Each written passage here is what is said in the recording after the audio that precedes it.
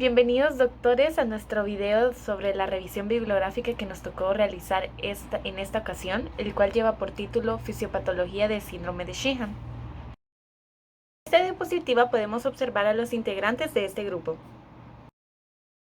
La necrosis hipofisiaria o posparto o síndrome de Sheehan fue descrito por primera vez en 1937. Fue descrita por el Dr. Sheehan, por el cual se le atribuye su nombre. En este síndrome ocurre la necrosis de la glándula hipófisis como consecuencia de una hemorragia obstétrica o una hipotensión durante o después del parto, acompañado de un colapso circulatorio intenso que conlleva a la aparición de hipopituitarismo en el posparto, el cual a su vez predispone a la isquemia de la hipófisis, que está aumentado debido al embarazo. Las áreas necróticas de la adenopófisis posteriormente se organizan en forma de cicatriz fibrosa. La destrucción extensa de este tipo de células resulta en un grado variable de hipopituitarismo, en un tiempo muy variable que puede ir de días hasta años. Por consiguiente, es muy importante para el obstetra y el médico general reconocer este síndrome, ya que la pérdida aguda del funcionamiento de la adenopófisis en un periodo de tiempo prolongado después del parto puede llegar a ser fatal. Si no se realiza un reemplazo hormonal y se continúa posteriormente y por el resto de la vida con tratamiento hormonal indicado según la deficiencia que se haya generado. Por otra parte, el hipopituitarismo tratado de manera inadecuada produce una aterosclerosis prematura, aumentando así la mortalidad de este tipo de pacientes. Por todo lo anteriormente mencionado, es que se hace de suma importancia realizar esta revisión bibliográfica acerca del síndrome de Sheehan, ya que a pesar de ser una patología que según estudios es poco frecuente, no deja de causar complicaciones a las pacientes que lo cursan, por lo que se realizó esta revisión exhaustiva con el fin de conocer qué es realmente el síndrome de Sheehan, por qué se origina, cuál es su etiología, los efectos que tiene este en las glándulas endocrinas, así como su tratamiento para el manejo correcto y prevención de complicaciones que pueden llegar a ser fatales para las pacientes. En la siguiente diapositiva podemos encontrar los objetivos de nuestra revisión bibliográfica. El primero es describir la anatomía y fisiología de la hipófisis e hipotálamo. Número 2, definir qué es el síndrome de Sheehan. Número 3, detallar la anatomía patológica del síndrome de Sheehan. Número 4, identificar la etiología del síndrome de Sheehan. 5, establecer el efecto sobre las glándulas endocrinas. Y último, 6, analizar el tratamiento para el síndrome de Sheehan.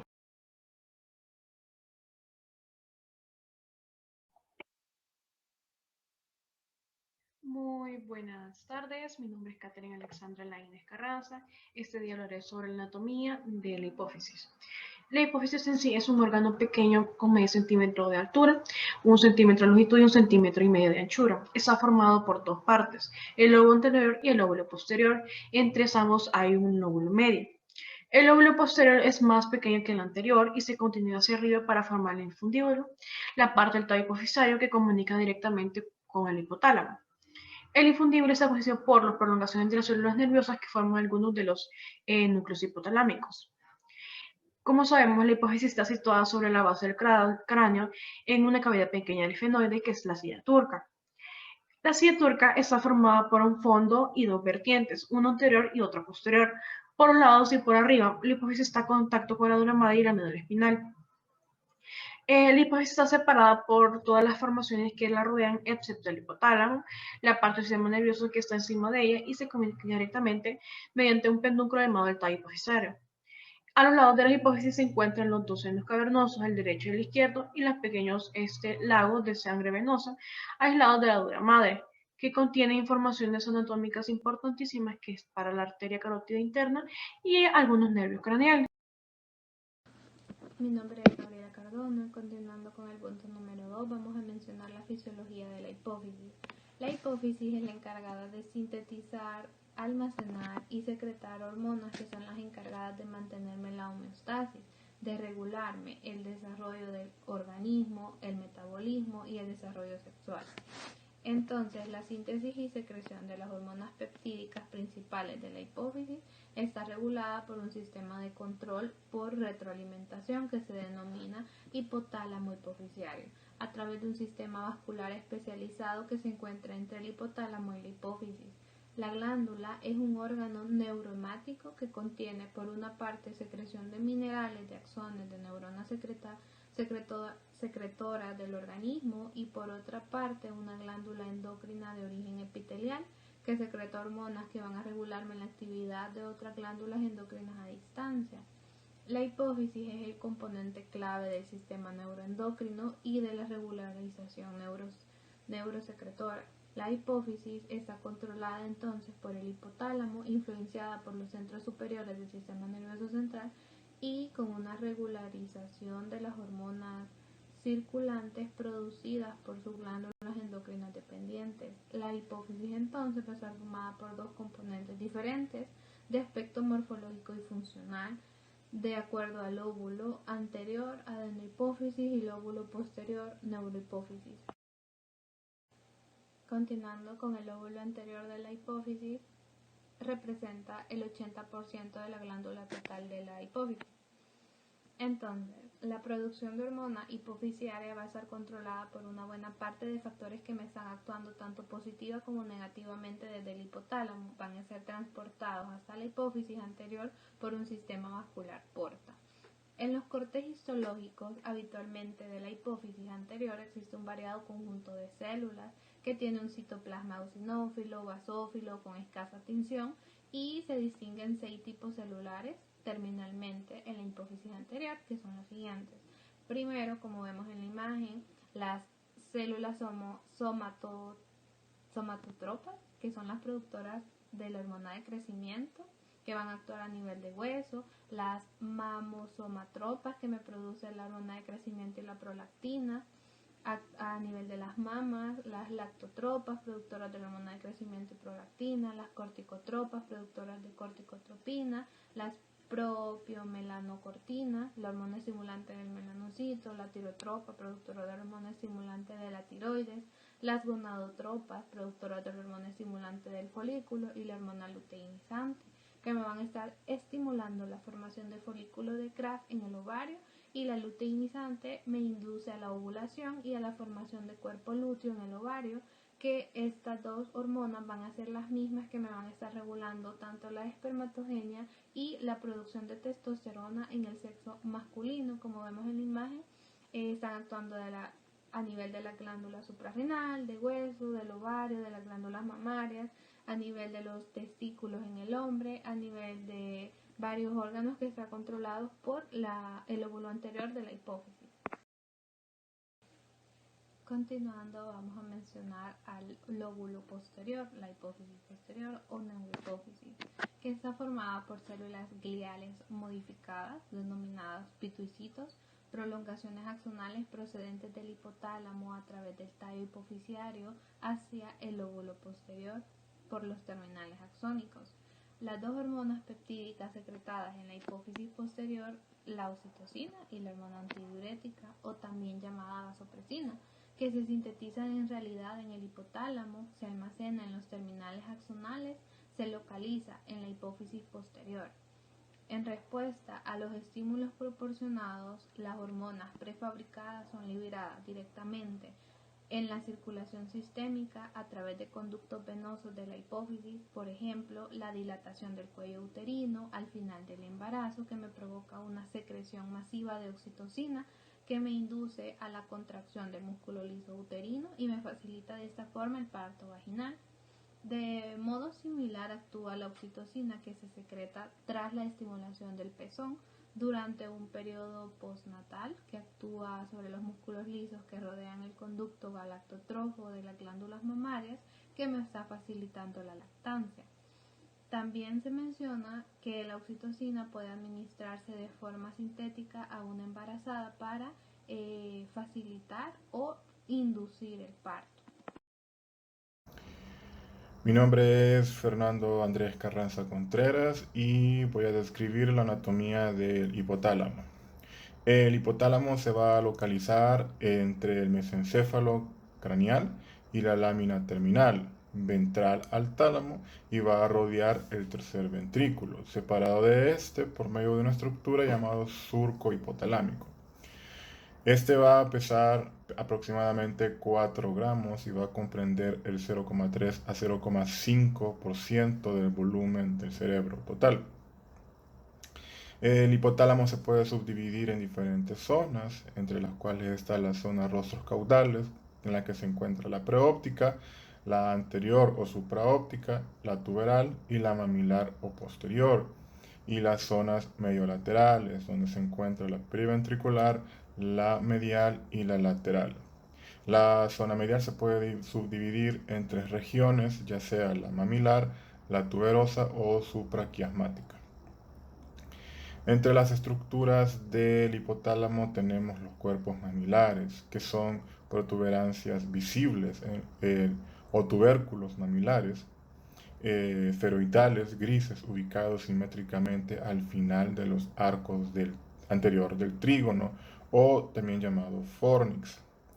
El tubercinerium. Esta región va a estar delimitada por los cuerpos mamilares anteriormente descritos y el quiasma óptico y el inicio de los fascículos ópticos. Aquí se va a encontrar la eminencia media, de la cual se va a originar el tallo hipofisiario, que va a dar origen al lóbulo posterior y la glándula hipófisis. El fornix. El fornix es un conjunto de fibras que se van a originar en el hipocampo y parahipocampo del lóbulo temporal. Estas fibras van a trepar el tálamo mediante los pilares posteriores y van a formar la comisura del hipocampo. Se van a separar y van a formar los pilares anteriores del fornix y van a delimitar los agujeros interventriculares o agujero de Monro, y se van a encontrar arriba de los tálamos.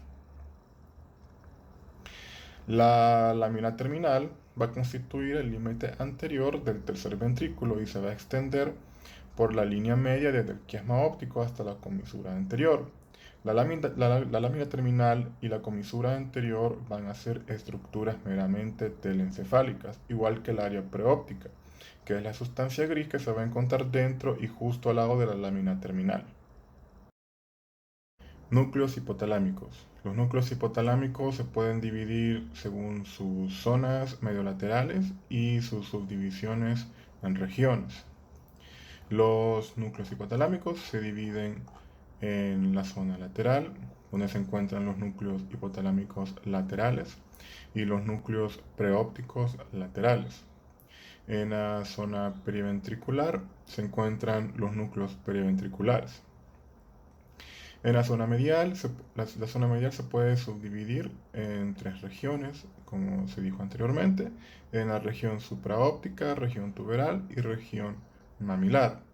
En la región supraóptica se encuentran el núcleo preóptico medial, el núcleo supraóptico, el núcleo anterior, el núcleo supraquiasmático y el núcleo paraventricular.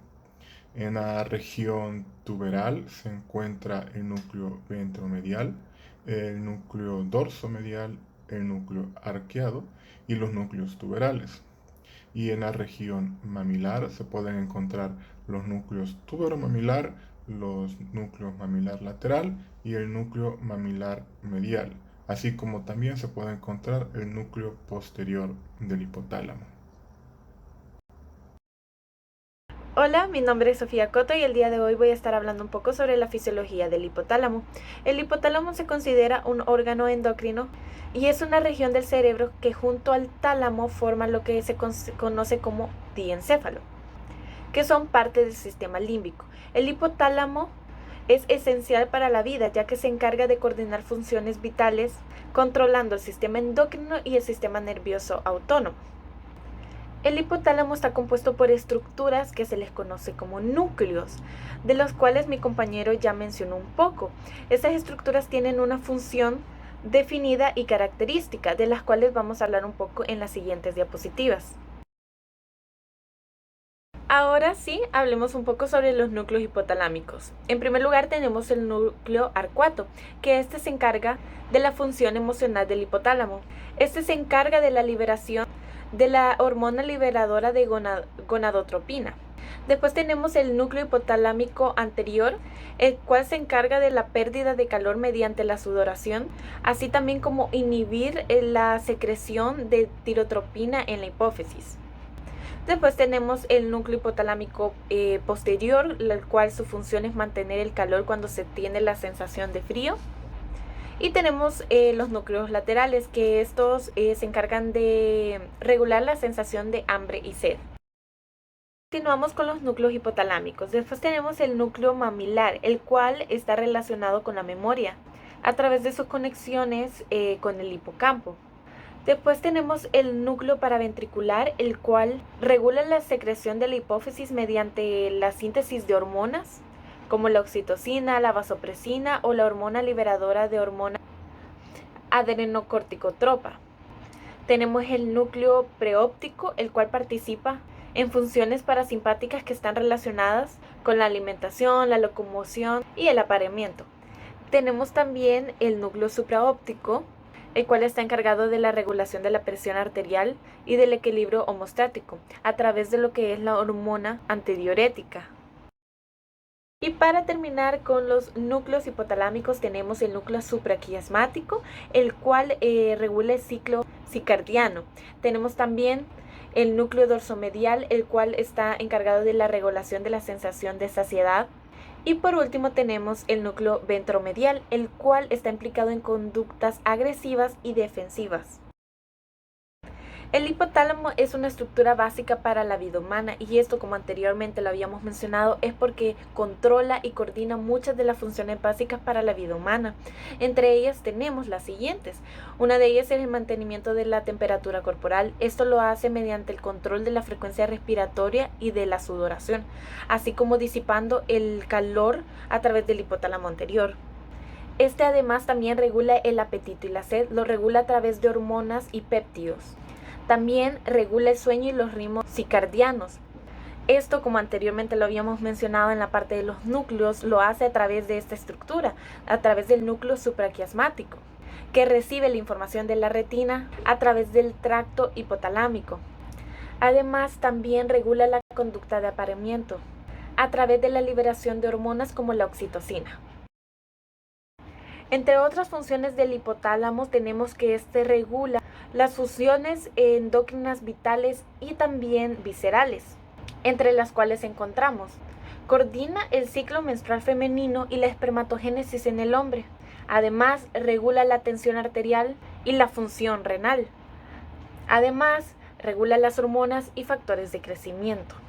Aparte de esto, también participa en la regulación de la memoria, participa en el nivel de energía disponible de la persona, además que participa en cómo sentimos el amor. Esto lo hace por medio de neurotransmisores. Algo muy importante de conocer es qué es el eje hipotálamo hipoficiario. Como hemos podido ver durante lo que se lleva de la presentación, el hipotálamo y la hipófisis son estructuras básicas para el funcionamiento correcto del organismo, ya que controlan muchas funciones básicas del ser humano. La hipófisis o glándula pituitaria y el hipotálamo están unidos o conectados anatómicamente por una estructura que se conoce como infundíbulo. La relación de estas dos estructuras es muy estrecha e importante, ya que relativamente se necesitan ambas para existir y para cumplir sus funciones correctamente. La función de la hipófisis es extender los efectos de las hormonas y factores hipotalámicos al resto de glándulas y órganos diana al resto del cuerpo. Ahora hablemos un poco sobre las hormonas que son secretadas por el hipotálamo, que son dos de suma importancia. Tenemos la hormona antidiurética, o también conocida como vasopresina, y la oxitocina. La hormona antidiurética o vasopresina es una de las hormonas más importantes. Como habíamos dicho, está producida por el hipotálamo, específicamente en los núcleos supraópticos y paraventriculares, y se acumula en la neurohipófisis, la cual va a ser la encargada después de secretarla. Esta hormona se libera cuando se produce una disminución del volumen del plasma o por el aumento de osmolalidad de la misma. Además, esta hormona es la encargada de regular el balance de agua, por lo que actúa sobre los riñones y es muy importante para la regulación de la presión arterial. Esta hormona, como dijimos, es de suma importancia por la cual cumple muchas funciones, de las cuales mencionaremos las más importantes. Sus funciones principales tenemos que es aumentar la reabsorción de agua y evitar la pérdida de agua por problemas gástricos, actuando sobre la porción final del túbulo distal y los túbulos colectores renales.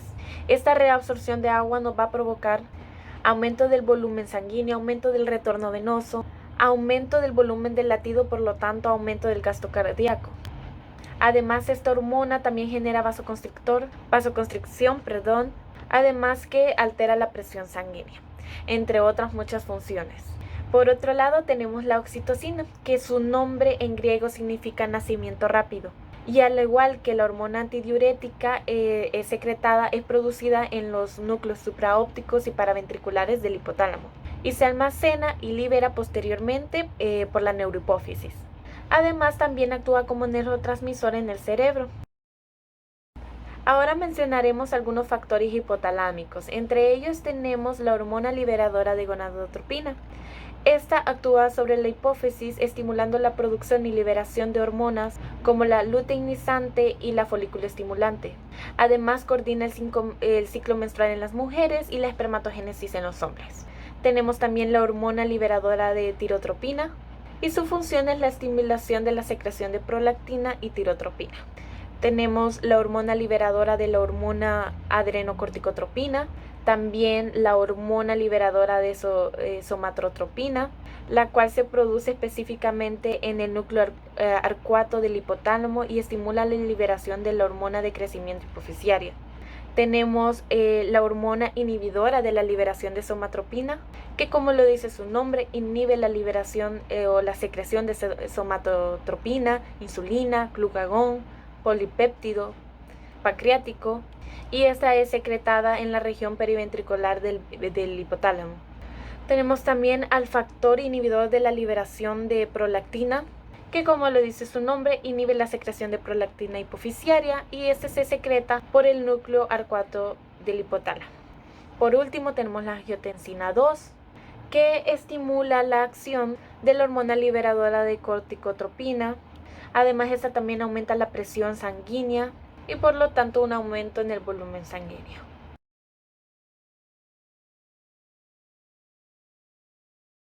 Mi nombre es Álvaro Castro y voy a definir el síndrome de Sijam. Se le denomina síndrome de Sijam a la necrosis isquémica de la hipófisis con un infarto, con necrosis y con una posterior fibrosis. Esto es asociado a un parto complicado y esto es un cuadro característico de un parto complicado pero con hemorragia y hipotensión o un shock que se resuelve con tratamiento médico. La apoplejía hipoficiaria es un síndrome causado por la hemorragia intratumoral con un infarto asociado y la salida de sangre del espacio aracnoideo, lo que produce fiebre y rigidez en la nuca. El diagnóstico suele establecerse mediante una biopsia, pero puede sospecharse de este tipo de lesiones por la clínica si se produce durante el embarazo o justo después del embarazo. Es obligatorio evaluar la función hipofisaria de manera detenida, ya que muchos pacientes fallecen por una insuficiencia suprarrenal.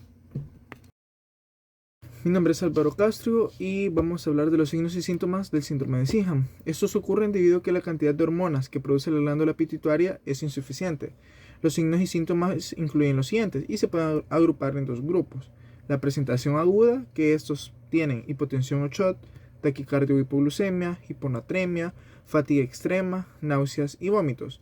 Y el otro grupo vendría siendo la presentación crónica, dentro de los cuales tenemos astenia, fatiga, reducción de la fuerza muscular, piel seca, arrugada, hipopigmentada, palidez, anemia. También tenemos constipación, intolerancia al frío, náuseas, vómitos, hiponatremia, pérdida de vellos axilares y púbicos. También se presenta menorrea, infertilidad y agaláctea.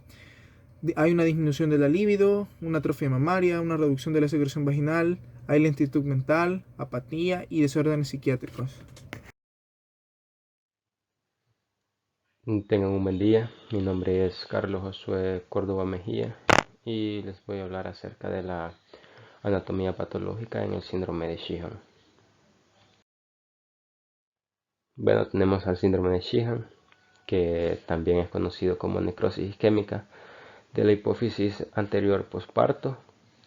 Este es un hipopituitarismo primario debido a que hay una disminución de la secreción hormonal o una pérdida funcional de la adenohipófisis, por lo cual hay deficiencias en las secreciones hormonales. Esta es una de las formas, o es la forma más frecuente de necrosis isquémica de la adenohipófisis, con repercusión clínica, que va a traer muchas repercusiones clínicas que ya se verán más adelante. Y tenemos que en este síndrome no está siendo afectada la hipófisis posterior o la neurohipófisis. Bueno, y lo que sucede durante el embarazo es que la hipófisis anterior va a aumentar hasta casi el doble de su tamaño normal. Y esto es debido a que ocurre una expansión fisiológica de la glándula, la cual no se acompaña de un suministro sanguíneo desde el sistema venoso de baja presión. Es decir, que la glándula va a aumentar su tamaño, pero el suministro sanguíneo sigue siendo el mismo que tenía cuando la glándula está normalmente y no está aumentada de tamaño. Y esto es lo que va a llevar es que se produzca una hipoxia relativa, pero que no está produciendo ningún tipo de daño en la glándula, solo fisiológico. Luego, cuando ya hay un descenso adicional del suministro sanguíneo, ya sea por una hemorragia obstétrica grave o un shock circulatorio, esto es lo que va a precipitar a un infarto del lóbulo anterior, que sería de la adenohipófisis. Y este infarto que ocurre es lo que se conoce como un síndrome de Sheehan, que está siendo provocado por hemorragia postparto durante el parto, y es lo que produce la necrosis isquémica de la glándula pituitaria o de la adenohipófisis en específico. Luego, cuando ya ha ocurrido esta necrosis isquémica, este síndrome puede presentarse de manera aguda con un colapso vascular o de manera subaguda en el posparto, que generalmente lo más común o lo que más se presenta es que esta se presente de manera subaguda. Tenemos que en este síndrome el cuadro característico es el de un parto complicado con hemorragia, hipotensión o shock. O sea, estos son como el factor o los factores predisponentes o los factores causantes de que esto ocurra. Y en cuanto a la hipófisis posterior o a la neurohipófisis, es menos propensa a la lesión isquémica debido a que ella recibe sangre de modo directo a través de ramas arteriales, entonces no suele verse afectada.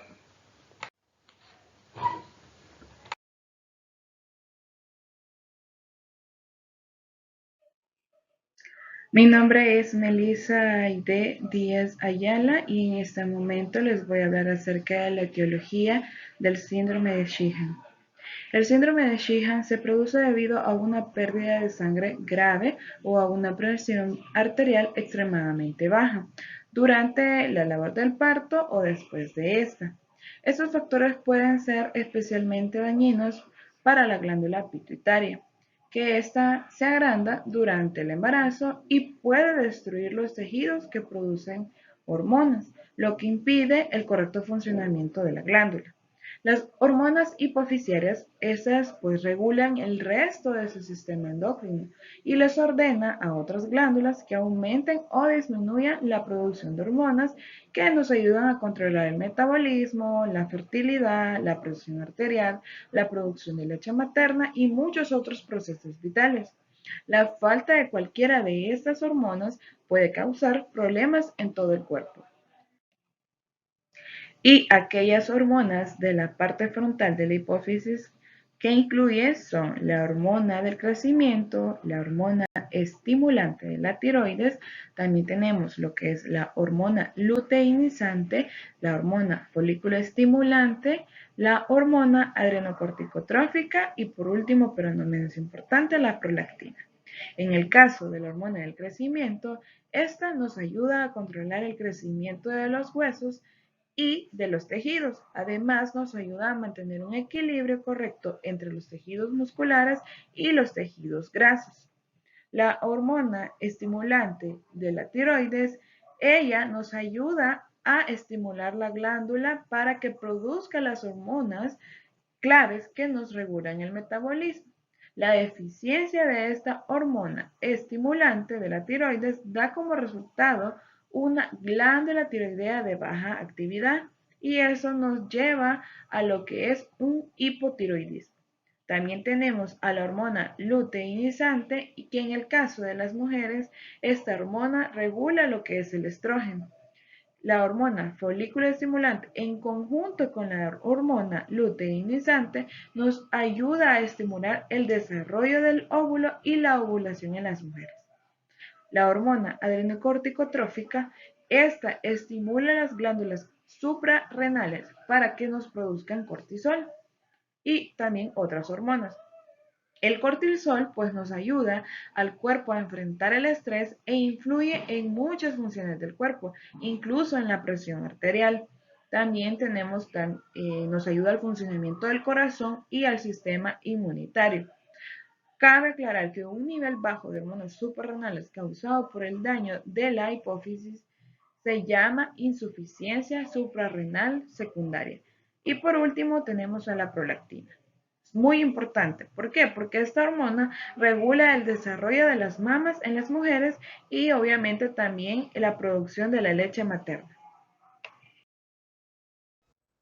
Buen día, mi nombre es Graciela Castro y en esta ocasión les voy a hablar un poco acerca de los efectos que produce el síndrome de Sheehan sobre las diferentes glándulas endocrinas.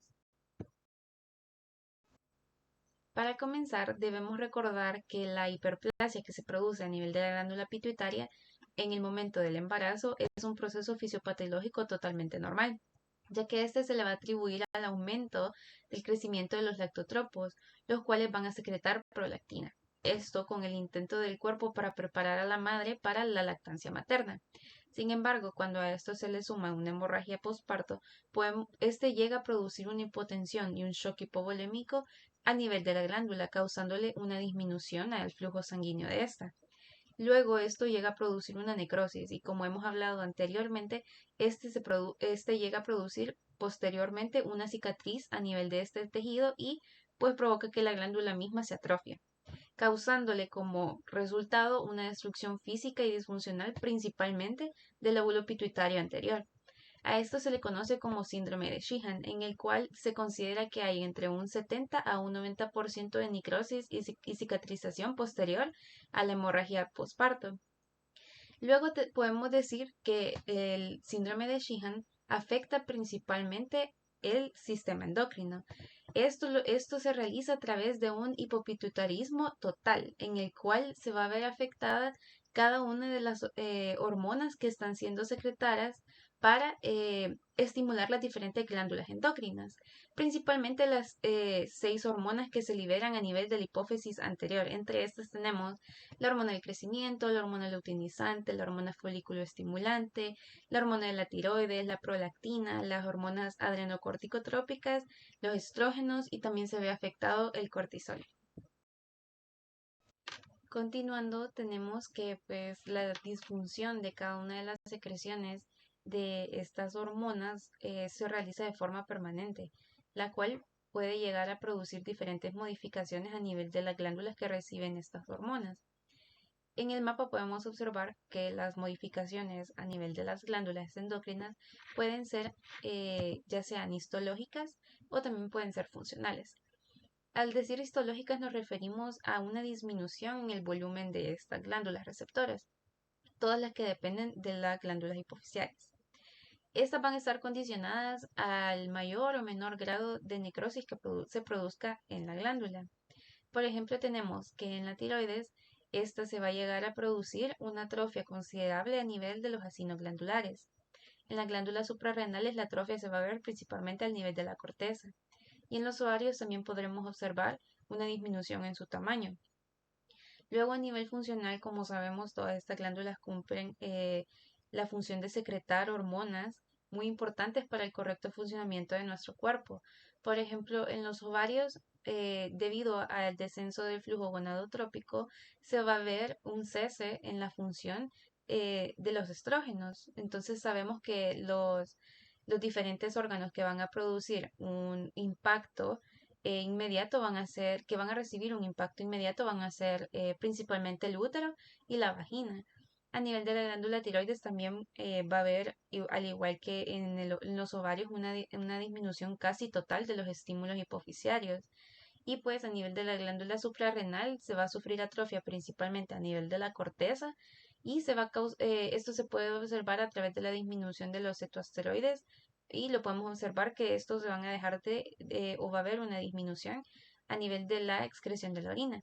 En la siguiente diapositiva vamos a observar algunos de los efectos a través de un cuadro, algunos de los efectos que se producen por el cese o la disminución de cada una de estas hormonas que producen estas glándulas.